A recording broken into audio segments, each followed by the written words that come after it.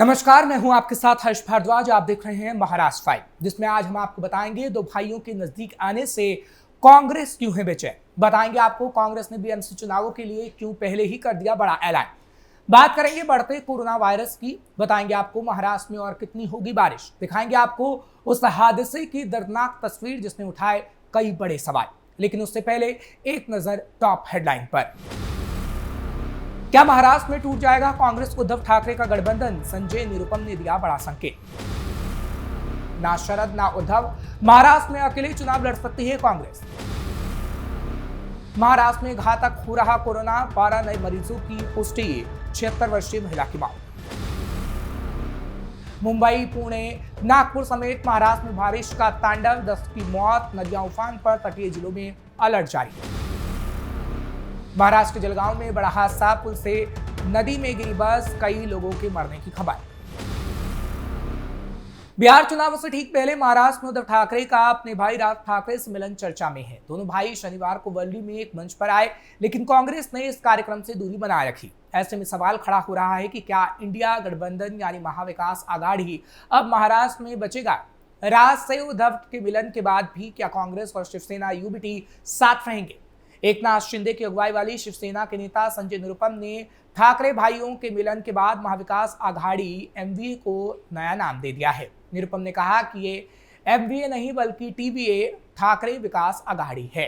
तो वहीं दूसरी ओर जेडीयू के नेता केसी त्यागी ने कहा है कि बिहार के लोगों का सबसे अधिक उत्पीड़न मुंबई में हुआ है।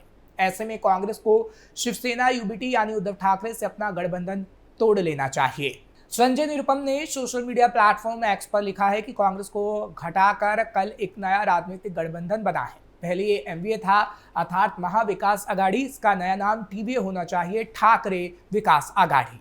ऐसे में अब चर्चा शुरू हो गई है कि बिहार चुनाव से ठीक पहले इस महामिलन के बाद भी क्या कांग्रेस उद्धव ठाकरे से नजदीकी रखेगी। 5 जुलाई को वर्ली के ठाकरे भाइयों की विजय रैली से कांग्रेस ने दूरी बनाए रखी। कांग्रेस के प्रदेश अध्यक्ष हर्षवर्धन सबकाल इसमें नहीं पहुंचे, तो वहीं दूसरी तरफ राज्य के पूर्व मुख्यमंत्री और कांग्रेस के दिग्गज नेता पृथ्वीराज चव्हाण ने निशाना साधा था। चव्हाण ने कहा था कि राज उद्धव अगर सरकारी आदेश वापस लेने का श्रेय लेते हैं तो ये ठीक है, अगर वो राजनीतिक रूप से एक साथ आते हैं तो हमारी उन्हें शुभकामनाएं हैं। महाराष्ट्र में इस साल के अंत में स्थानीय निकाय चुनाव होने वाले हैं। इस चुनाव को लेकर कांग्रेस का एक बड़ा वर्ग चाहता है कि पार्टी राज्य के उन ग्रामीण और अर्ध शहरी क्षेत्रों में अकेले चुनाव लड़कर अपनी खोई हुई जमीन वापस हासिल करे, जहां बीजेपी बहुत तेजी से अपनी स्थिति मजबूत कर रही है। कभी राज्य की सत्ता पर काबिज रही कांग्रेस वर्तमान में शरद पवार की राष्ट्रवादी कांग्रेस पार्टी यानी एनसीपी, शरद चंद्र पवार और उद्धव ठाकरे नीत शिवसेना उद्धव बाला साहब ठाकरे के साथ विपक्षी महाविकास आघाड़ी का घटक दल है। शिवसेना यूबीटी की महाराष्ट्र निर्माण सेना मनसे के साथ नजदीकियों ने प्रतिद्वंदियों और सहयोगियों के बीच बेचैनी पैदा कर दी है। बड़ी संख्या में पार्टी नेताओं का मानना है कि कांग्रेस को दो तरफा दृष्टिकोण अपनाने पर विचार करना चाहिए, जिसमें पहला अपनी संगठनात्मक ताकत का पता लगाने के लिए स्वतंत्र रूप से स्थानीय चुनाव लड़ना और अगर आवश्यक हो तो चुनाव के बाद गठबंधन की संभावना तलाशना शामिल है। महाराष्ट्र की कांग्रेस इकाई का बड़ा वर्ग चाहता है कि कांग्रेस कई नगर निकायों में अकेले चुनाव लड़े और चुनाव के बाद गठबंधन के लिए बातचीत के दरवाजे खुले रखे, लेकिन इस पर अंतिम फैसला केंद्रीय नेतृत्व को ही करना है। महाराष्ट्र के 29 नगर निगमों, 248 नगर परिषदों, 32 जिला परिषदों और 336 पंचायत समितियों के चुनाव इस साल के अंत में या अगले साल की शुरुआत में होने वाले हैं। ये चुनाव 2029 में होने वाले अगले विधानसभा चुनाव से पहले राज्य में सबसे बड़ी चुनावी कवायद है। कांग्रेस के वरिष्ठ नेता शिवाजी राव मोघे ने कहा कि स्थानीय निकाय चुनाव जमीनी स्तर के कार्यकर्ताओं को प्रेरित करने का एक साधन है। उन्होंने कहा सभी दलों को लगता है कि उन्हें जमीनी स्तर पर उन कार्यकर्ताओं को मजबूत करने के लिए अधिकतम सीट पर चुनाव लड़ना चाहिए जो विधानसभा और संसद चुनावों में पार्टी उम्मीदवारों को जिताने के लिए कड़ी मेहनत करते हैं। प्रदेश इकाई का यह भी मानना है कि स्थानीय चुनाव केवल निगम या निकाय चुनाव नहीं बल्कि महाराष्ट्र में पार्टी की वापसी के लिए एक महत्वपूर्ण कड़ी है। महाराष्ट्र प्रदेश कांग्रेस कमेटी के एक वरिष्ठ नेता ने संपर्क करने पर कहा कि हम अपने गठबंधन सहयोगियों यानी शिवसेना यूबीटी और एनसीपी शरद चंद्र पवार के साथ चुनाव के बाद गठबंधन से इनकार नहीं कर रहे हैं, लेकिन कांग्रेस को पहले अपने दम पर अपनी खोई हुई जमीन हासिल करने की जरूरत है। पार्टी का प्रदेश नेतृत्व ग्रामीण और अर्ध शहरी महाराष्ट्र में खासकर 2017 से 18 के चुनावों में प्रमुख नगर निगमों पर नियंत्रण हासिल करने के बाद बीजेपी के बढ़ते प्रभाव को लेकर चिंतित है।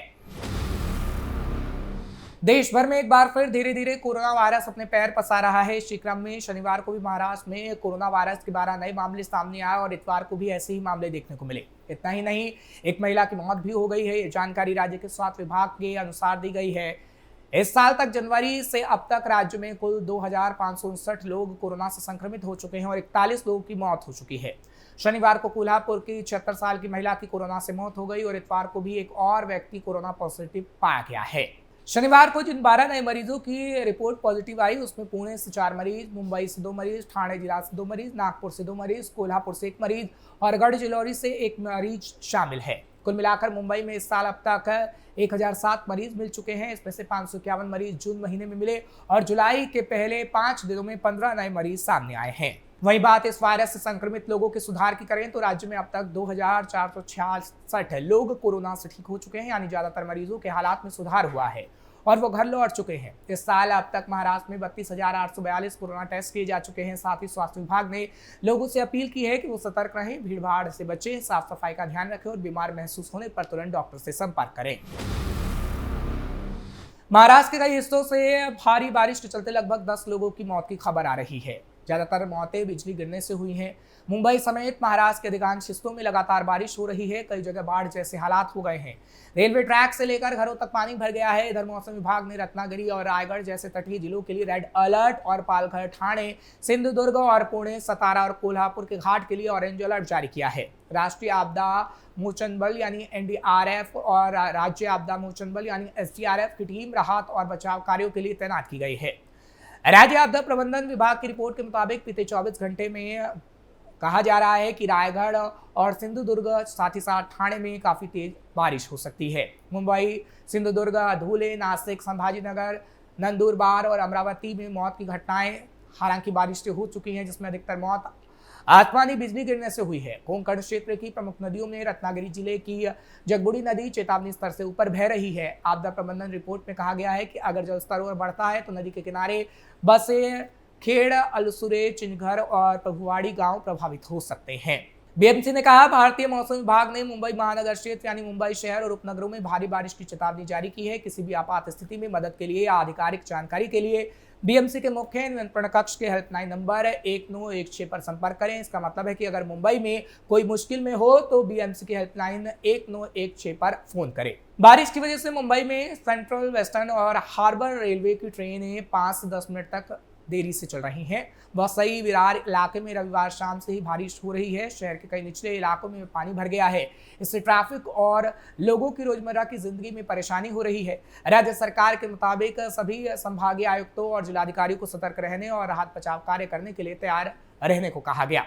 भारत मौसम विज्ञान विभाग ने अगले गुरुवार तक शहर में बादल छाए रहने और हल्की से मध्यम बारिश होने का अनुमान जताया है। आईएमडी के मुताबिक सप्ताहांत तक बारिश कम हो सकती है। इस सप्ताह मानसून के आगे बढ़ने की संभावना है और ये पूरे राज्य को कवर कर सकता है। मुंबई के इलाकों और घाटों के साथ साथ शहर को पानी की आपूर्ति करने वाले 4 बांधों के जल ग्रहण क्षेत्रों जिनमें टेमघर, पानशेत, परसगांव और खड़कवासला शामिल है में भी बारिश हुई है। इससे बांधों में पानी का स्तर और बढ़ गया है। तेज गरज और बिजली के साथ बारिश के कारण शहर में जलभराव और कई इलाकों में भीषण ट्रैफिक जाम हो गया। लोगों को काफी परेशानी का सामना करना पड़ा है।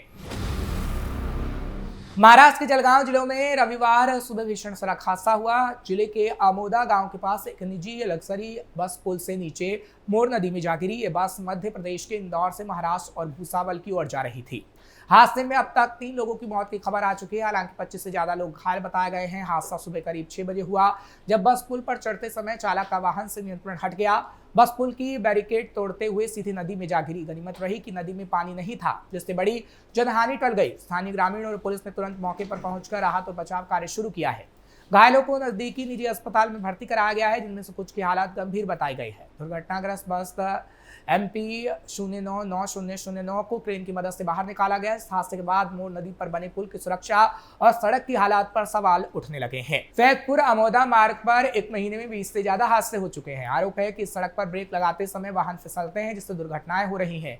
लगातार हो रहे हादसों के बावजूद अब तक कोई ठोस उपाय नहीं किया गया है। पुलिस ने इस संबंध में मामला दर्ज कर लिया है और जांच जारी है।